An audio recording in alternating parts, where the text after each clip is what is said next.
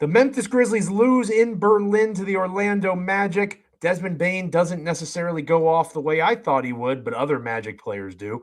Grizzlies get dunked on. Ja Morant oddly positive. Ways to fix it heading into London on Sunday. It's Locked On Grizzlies. Let's lock in.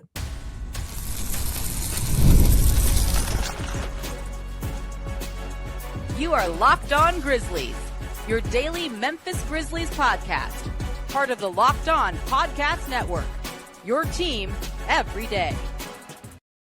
Welcome to this Friday edition of Locked On Grizzlies, and you know what that means. Even after a difficult week, it is Friday. Friday, you have got to get down on Friday. As the wise philosopher Rebecca Black once said, fun, fun, fun, fun. Looking forward to the weekend. A long weekend for most Americans. Happy early Martin Luther King Jr. Day.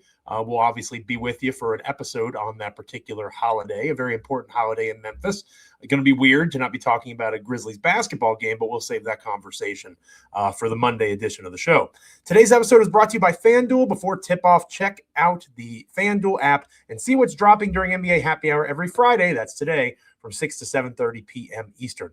We're free and available wherever you get podcasts. As proud members of the Locked On Podcast Network, your team each and every single day. Throw your ones up, the #1 sports podcast network out there. Thank you so much for your role in making that a possibility for us. And we are very grateful, whether it's YouTube, Spotify, Apple, Amazon, Google, however you get your podcasts, we're grateful that you are here with us. Make sure you're hanging out with us over in the Everydayer Club as well. LockedOnGrizzlies.supercast.com. That's LockedOnGrizzlies.supercast.com. Damichael and I are now back, or both, in the Discord. We will make sure that we are making appearances in there regularly.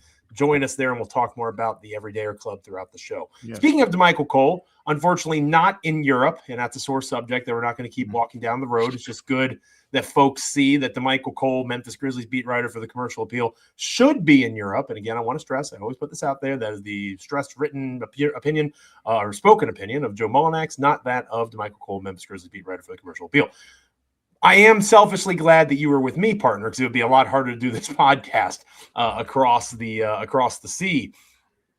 A not good game for the Memphis Grizzlies. It started out really well, right? The red-hot three-point shooting, Jaren Jackson Jr.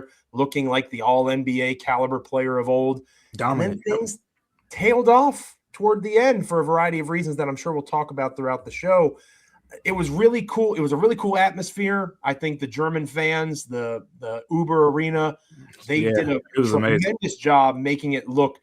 And again, it's an international game, first time they've ever played in Germany. That to me looked a hell of a lot better than any of the nonsense that's NBA Cup.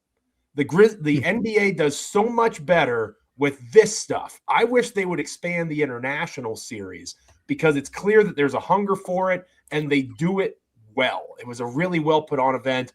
Obviously the Grizzlies lose, but it was really cool for them to be a part of such a special day. Yes, yeah, definitely. I mean, the arena was packed. I knew that this game would be, kind of the one of the two that's probably felt more like the de facto road game for the Grizzlies. Because Wagner brothers of Orlando made sure that and De Silva. Like it's when all these guys were, when these two teams were selected, it was the thing that immediately popped out. Like, of course, with Tomas Isolo, the Grizzlies have, the German connection as well. But the Wagner brothers, they are right now, they're almost like German royalty in the basketball world. With their careers and whatnot. So yeah, there was that part of it, but yeah, it was another game too, Joe. And this is the third consecutive game now where we've seen the Grizzlies blow a big lead, and it's been a concern. It's been something we talked about a lot this season, and now we're talking about 3 consecutive games where OKC blew a 21-point lead, 16-point lead blew against, was it Brooklyn? The Nets, and you won the game, but you had a 16-point lead, and the Nets ended up taking the lead, and the Grizzlies won. And then in this game, the Grizzlies led by 20, 52-32 is what I think it was in the second quarter, and I think he ended up with a 9-point lead going into halftime or something like that. And then in the second half, that third quarter was one of the uglier quarters offensively, probably the ugliest. I think they scored 12 points in the entire third quarter. I think they had 3 field. You see that in high school basketball games, much less the national basketball. Without a shot clock. Without a shot clock. That was bad. I think they got outscored 26-12 in that quarter, but they fought back. And then the other issue that's kind of been another basketball issue for them appeared late in the game, which is their struggles in clutch time. We talked about it, how in the Nets game they came through, that Spurs game they came through. But overall, when you think about it over the course of the season, the Grizzlies have been right there in a lot of games, especially against the better teams, like an Orlando type team. And then we just see them struggle towards the end. But Joe, I'm gonna. We didn't plan this and we didn't talk about this, but I'm gonna shift a little bit, and we got to talk about a particular player real quick here, because Jaylen Wells has not looked good lately, and it's his last couple games. It's not a huge sample size here that we're talking about, but I want to talk about this because here's always been my thing, with Jaylen Wells, is the fact that he's a solid player for what he's good at. And that's pretty much who he is right now as a player. I don't think, I think when we saw this in Summer League, when the Grizzlies, they threw the bigger plate at him and it just didn't look natural, right? It didn't look natural, him being this pick and roll ball handler. He was getting to the free throw line a little bit more. But right now he's struggling, and he's struggling to the point where, if the shot doesn't fall, he doesn't look as impactful. And you want a guy who you've built up. Remember, this was one of the reasons they traded Desmond Bane. It wasn't just because of the picks. It was because there was a strong belief in the leap that Jaylen Wells could take as a player. So I believe we have to hold him to that higher standard, because last season was different. It was almost like, oh, this is a rookie second-round pick. We didn't even expect this, and he ends up starting 74 games. Now this season, it's year 2. You expect some type of leap, and the shooting struggles have been there even more than last season. He's had multiple slumps, so he's going through one now. He had the slow start at the beginning of the season. And to me, the most impactful players, I always talk about this, is you don't have to have your jump shot fall every night. That's almost unrealistic. But when you shoot 2 of 10, you're grabbing 6 boards, you got 5 assists, or you're getting 2 or 3 steals. In 18 minutes, he only played 18 minutes in this game, but in 18 minutes, he only had a couple points. And I'm throwing that out the window because that's make or miss shots, but only 2 rebounds, no assists, no blocks, no steals. You need a little bit more from a starting shooting guard in the NBA, a lot more probably. What do they call those games sometimes? A cardio game? He's out there getting some cardio. Yeah. And we were tagged on X. You're a very busy person. My mentions are usually kind of crazy, but yours are even crazier than mine, I'm sure. At Javi MB88 on X tagged you, me, and our friend Drew Hill of the Daily Memphian. What's happening with Jaylen Wells? The last 5 games for Jaylen: 8 points against the Spurs, 2 of 11 shooting, 9 points against the Suns, 4 of 11, 3 of 13 against the Thunder, 10 points. 2 points, 1 for 7 shooting against the Nets, and then 2 points, 1 for 7, as you just mentioned, against the Magic, and a very poor minus 22 in his 18 minutes played. I don't know that it's all bad with Jaylen. I did notice when he was on the court, his primary assignment was Desmond Bane. And if you remember correctly, I kind of predicted a revenge game for Dez a couple of episodes ago. You did. And that did not manifest. Dez, obviously he got the win. His team won. But it wasn't because of Desmond Bane, really. Yeah. He was more that facilitator. It's almost like he's becoming a bizarro Tyus Jones with Tyus Jones' struggles there in Orlando. But that's not the best use of Desmond Bane, just like it's not the best use of Cam Spencer, what the Grizzlies are having to do. So I do think Wells deserves a little bit of credit for her not allowing for Bane to go off the way I worried about that happening. But to your point, we have to have a higher standard when it comes to Wells because of the fact he is viewed as a core piece of this team moving forward. He is part of the reason, not the entire reason. You didn't say that. I'm just reiterating. Part of the reason Desmond Bane is no longer a member of the Memphis Grizzlies. There has to be more there. And I do think as we leave this Europe series behind in the next couple of shows and we, oh crap, the trade deadline's 2 weeks away, right? As we start refocusing on that, whether it's a Tyler Hero, whatever these names that could potentially surface as Ja Morant replacements or guys that come back in a Ja Morant trade, I think it's time to have a serious discussion about Jaylen Wells being, a 7th man, right? Because Santi's having a pretty good season. We've talked about that. Yeah, he is. He's not doing everything you want him to do. He's not a perfect player, just like Jaren's not a perfect player, but he's scoring the ball pretty well. I thought he did a good job against the Magic. You have Wells as a guy that can come off the bench. I think Cam Spencer and then eventually Ty Jerome, who continues to ramp up. You imagine we'll see him in the next week or two. Knock on all the wood in your home, because who knows if with the Grizzlies media or not media, Grizzlies medical. But Ty Jerome will eventually be there. Cam Spencer, I think has shown he deserves a spot in the rotation, whether he's starting or a 20-minute guy off the bench. Mm-hmm. I think Jaylen Wells has to start kind of finding that spark again. Otherwise, he's going to be not necessarily the odd man out, but he's certainly going to see a diminished role compared to what we were expecting of him.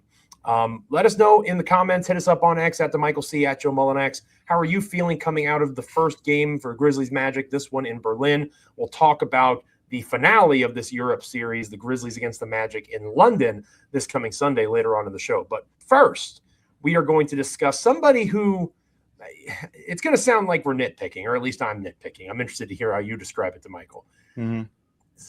Ja Morant looked especially flashy in more ways than one on the bench with the Memphis Grizzlies. And there is a positive connotation with that as well, I want to stress. We'll talk about that next here on Locked On Grizzlies. Today's episode of Locked On Grizzlies is brought to you by DoorDash. The season is heating up, and DoorDash has a way to keep fans in their bag the whole way through. Whether you're watching the highlights, the tunnel fits, or just your favorite player, DoorDash makes the entire season more fun because every player has their bag.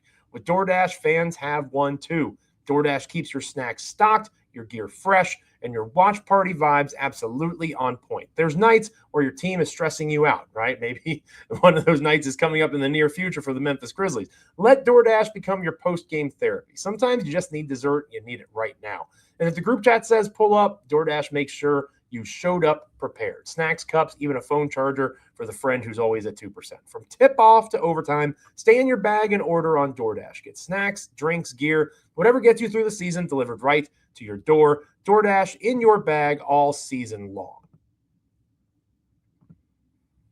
We want to thank you again for making Locked On Grizzlies your first listen each and every day. We want to thank you for making Locked On the #1 sports podcast network out there. Throw your ones up. If you haven't already done so, go check out the new Everydayer Club. It's access to an ad-free audio feed for Locked On Grizzlies compatible with Apple Podcasts, Spotify, and every other major podcast app. Plus, it's an invite to the members-only Locked On Everydayer Club Discord server. Damichael and I were both in there for Grizzlies-Magic on Thursday afternoon. We're still building the Discord server, but I promise both Damichael and I are there now. We're gonna throw some exclusive stuff in there too. So get in there. Like you got to sign up. There's gonna be some things that you won't see anywhere else, but we're gonna have it in the Discord. So yeah, and as we continue to build it, we can have some Discord-driven episodes, conversations, and questions that maybe you want us to talk about. You can drive the conversation both here on the podcast and in the Discord server. It's a chat just for you. And again, Damichael and I will be in that Discord. So go to this website. That is lockedongrizzlies.supercast.com. That is lockedongrizzlies.supercast.com. Hang out with us. Be an Everydayer Club member. Ja Morant looked, I guess I'm going to have to pause here. Ja Morant looked good on Thursday. Pause. He looked engaged on Thursday. He had a lot of bling, a lot of jewelry. Mm-hmm. I think there's some custom grills. Yeah. He had a beautiful coat on. He looked like $1 million, literally and figuratively. And you texted it to me in the lead up to us recording this episode, Damichael, and I said I noticed it too. For whatever reason, he popped more off the screen. Maybe it was the outfit. Maybe it was he seemed more engaged, more positive. Mm-hmm. The cynic in me wants to say, oh, well, he knows he's going to be, living in 70-degree sunny Miami in a week or so. But the reality is I think we need to give him a little bit of credit. Maybe he knew that people were there in part to see him. I think it's fair to say, as you mentioned earlier, the Wagners and De Silva, maybe they were the main course of the evening. But there were a lot of folks there in Grizzlies jerseys. I saw it as they were panning around the audience. Mm-hmm. A lot of 12s in the audience. Maybe he just wanted to be more engaged. Maybe he felt the energy of the arena, how special the event was. Whatever the case was, it looked like a more invested Ja Morant than we've seen in some time. Yeah, don't get me wrong. Like we it's good to see that. It's good to see Ja Morant. He's the first one high-fiving the guys when guys are shooting corner three-pointers. He's right behind them. Seems like he's talking to him. As the shot going up and things like that. Like that was almost 2022, 23 vibes. When he used to miss games and would be the livest guy on the bench, a lot of times. And the only reason I feel like that we're talking about this right now beyond the trade stuff is because sometimes it's such a contrast from what we see. If you go to the last couple Grizzlies games, like the last couple home games at FedEx Forum, hoodie on, like the house shoes. I don't know if it were Uggs, but just real, just the comfortables, real chill shoes, and just there. But in this game, he's blinged out, like he's feeling good, and he's very engaged with his teammates. So it's such a contrast from what we saw the last couple games. It's like, okay, that's what you want to see from Ja. And like you said, it could be, him auditioning in a way. Like, hey, look, I'm a good teammate. Let me show you guys things. But and also it's the limelight, right? I mean, Ja has been all over, like all the way down to, I think I reported a couple days ago about the house, that he bought in December in Miami. And let me say something about that real quick too, while I'm on the topic, because here's what I don't think I've said this publicly yet, but I think a lot of people took from that, like, oh, like, is this a sign that he's going to Miami? That's not how I read that. For me, when I saw that and heard about that and whatnot, it was more about the fact that we've heard the reported interest that Ja Morant has in going to a Miami, and the fact that, oh, wow, would you look at that? He has a house there. That kind of adds, I think, to the validity potentially of him wanting to go to Miami, not more so that, oh, he's preparing like to go to Miami because that's where he's saying the Grizzlies are potentially sending him. It's not to say that Miami isn't interested. I think the Miami interest is very real. And I've said a couple times, I think I've said on here now, like, don't discount Milwaukee. If I keep talking about Miami, remember the Bucks too. A very real in this conversation. The Bucks are involved in this conversation as well. But that's that. But yeah, it's good to see, the positive energy, being displayed, and hopefully, it continues. I mean, hopefully you see him on the floor soon in this London game. Yeah, probably not. I mean, maybe the Grizzlies, maybe their logic is Adam Silver wants to see him. Did you see what Adam Silver said? Logic, he sure did say that. Maybe their logic is they, one game instead of two, right? We'll see. We'll have to watch the injury report. If you based interest in the Miami Heat off of NBA players having homes in Miami, 75% of the league roughly would play for the Miami Heat, right? And a lot of them always do have interest. Correct. Pat just doesn't pull the trigger. But you remember Bradley Beal, Damian Lillard. I mean, it's a beautiful place. If you were a multimillionaire who's in your 20s or 30s, and you can literally choose wherever you want to live in the country, Miami's a pretty solid place to choose, right? I think it's just fair to be honest about that. Yeah. If you have a choice between Miami, Florida, and Memphis, Tennessee, most multimillionaire young men are going to choose Miami. Like, they just are. Mm-hmm. And that's where they live, right? That doesn't necessarily need to be where they play. I do think that it's definitely a coincidence, that purchase. I don't think it was Ja seeing this coming or early conversations about a trade. Right. I do think that you're onto something about Morant understanding the optics, right? Because if there's one thing that he's gotten really good at over these last few years since the initial suspension, it's how things look, right? You can be optimistic and think that he's, learned lessons and grown and matured. And I think he has done that in a lot of ways. But I also think he's much more savvy about what his actions are, his social media presence, those sorts of things. He is a much more aware individual than he was 3 or 4 years ago. I agree. And I think he knew that this is a historic game, the first NBA regular season game in Germany. It's on Prime, literally being broadcast around the world. Cameras that's the biggest difference. Mm-hmm. That's the biggest difference now between streaming and cable. All streaming is cable, but it can go around the globe, right? Like, they even have commercials now on streaming things. One of the positives, back in my day, when streaming was starting, there were no commercials, right? Now there's commercials on these things. But it's worldwide, right? It can literally be all across the globe. And I think he understood the assignment in that way. And he deserves credit for that. He's learning and he's maturing. Is it self-serving, or is it in the greater good of the Grizzlies? Does it really matter anymore? Maybe those are all different conversations for a post-mortem of this whenever it reaches its conclusion, whether it's Ja Morant getting traded or whether it's still possible he stays, right? You hear Chris Vernon of Grind City Media, you hear others like Tim McMahon, who just hates Ja Morant. Like, again, that's Joe Mullinax, not Damichael Cole, Memphis Grizzlies beat writer, of course, Beal. Joe Mullinax is saying Tim McMahon just clearly hates Ja Morant. I don't know that he likes Memphis, but he clearly doesn't like Ja Morant. And they're making it sound like it's even worse than what you and I have described in recent episodes in terms of trade value. If that's the case, maybe Memphis just holds on to him and tries to make it work. I think that's still possible, but the probable outcome is a moving on. And I think that he's aware of that, and he wants to, on this stage, be the team player, so that if people are going to point a finger of blame, why isn't Ja Morant playing in these games, it isn't going to be pointed at him. Let us know in the comments. Hit us up on X at Joe Mullinax, at Damichael C. How are you feeling about Ja's positive energy? Again, we're hopeful that he'll play on Sunday, but it's anybody's guess at this stage. When we come back here on the podcast, we'll close out this edition of the show talking about things that can get better, because it is one of those opportunities. You play a game, you lose. Now you have a chance to fix the things that went wrong a lot more quickly. What are those things to focus on going into Sunday's game in London? Stick around here on Locked On Grizzlies.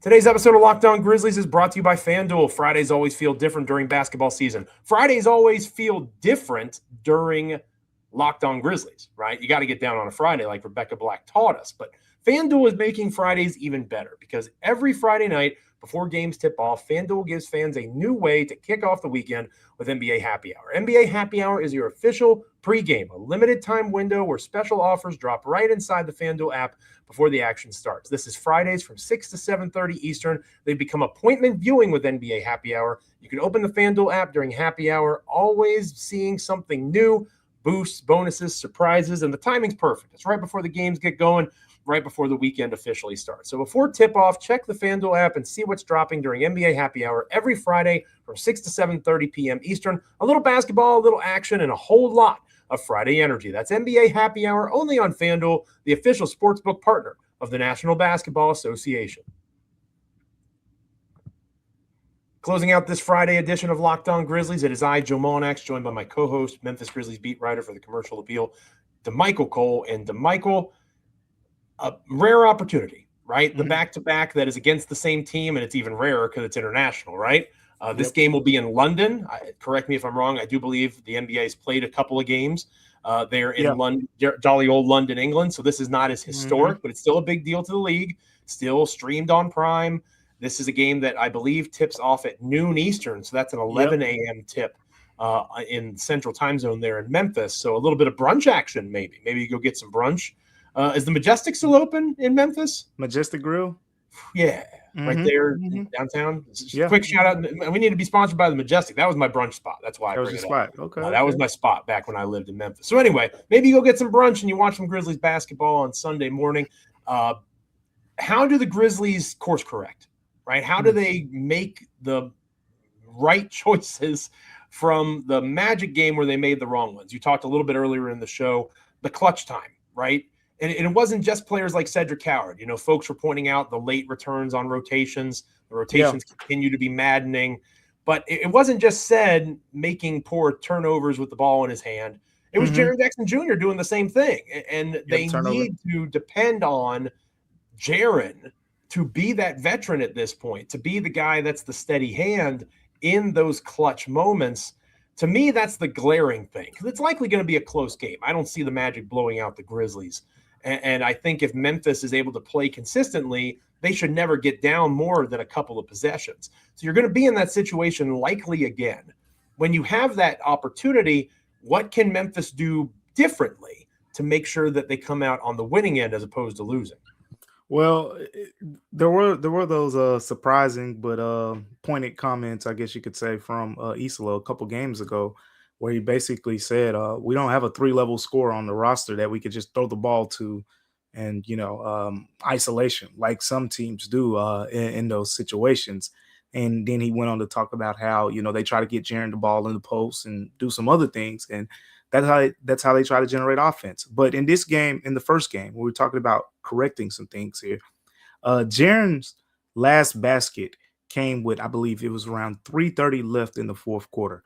That shot put the Grizzlies up 107-105. From that point on, Orlando went on a 13-4 run. Jaren did not take another shot for the rest of the game. Can't happen.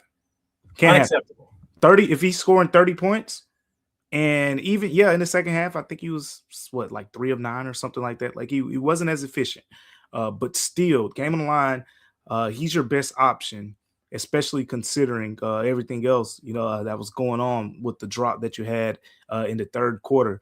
I would have put the ball in Jaren's hands. I would have made sure he got the ball, and I would have made him, a decision maker. As wild as that sounds, but that's your roster. That's the roster that the Grizzlies currently have. You don't have a Ja Morant or a Ty Jerome or even a Scottie Pippen Jr. Available for you right now. So that's one area that you can kind of course correct a little bit in as well. Another area for me, and this is one of those things where it just annoys me a little bit more than it's actually, a problem, so to speak.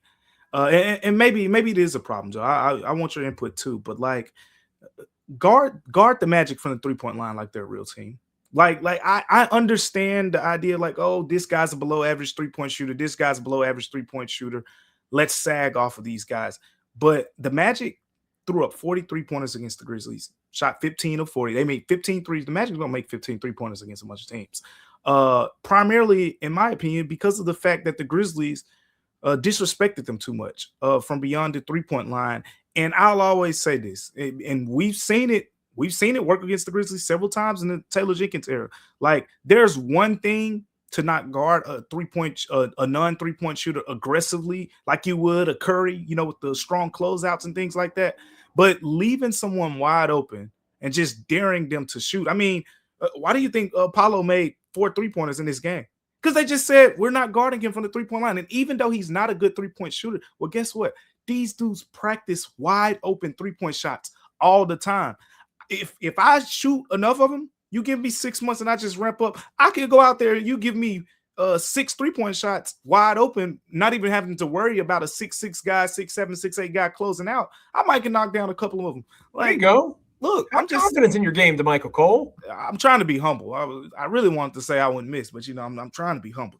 Let me be humble. But with that being said, like, I just want to see a more aggressive standpoint. Like, Paulo is not supposed to make 4 3-pointers against you. It wasn't because he just had some type of hot hand. Every shot you saw, he looked like he could bake a cake, put the cake down, take a bite out of it, tell everybody in the arena how it tastes, and then shoot the ball. Yeah, I think that you're spot on with that. Both Banchero made 4 threes. Anthony Black, who you'd expect maybe to make a amount of threes like that. Franz Wagner made 3 threes. Yeah, so you're talking about not typical outside shooters that really shot the lights out. They shot 38% from 3 on those 40 attempts. The Grizzlies shot 47% from 3. Mm-hmm. The Grizzlies made 2 more threes, although they took 4 fewer threes. And yet the Magic still win by multiple possessions. That kind of tells you there's a problem there. And Desmond Bane was 1 for 5 from 3, right? So the fact they shot that well without Bane shooting well is concerning. Mm-hmm. Here's what grinded my gears. Okay. And I'm with you on what you just described with 3-point defense. Mm-hmm. Jaren Jackson Jr. led the Memphis Grizzlies in minutes at 33 minutes played. Okay. Santi Aldama and Jacques Landale were the 2 other members of the Memphis Grizzlies that logged at least 30 minutes. They played 30 minutes on the dot. Paulo Banchero played 37 minutes. Anthony Black played 36 minutes. Desmond Bane played 34 minutes. Now, here's Desmond Bane? Desmond Bane. He'd be averaging like 29 if he was still in Memphis. So here's my issue. Even if you want to believe this speed kills nonsense, which I absolutely am. Joe Mullinax, not Damichael Cole. Joe Mullinax is calling nonsense, okay? Even if you want to believe that. The Grizzlies played on Sunday against the Brooklyn Nets. Yes, they traveled internationally. They didn't play again until Thursday. Yep. And now they're not playing again. It's a much closer flight, right? It's still Europe. Yep. They don't play again until Sunday.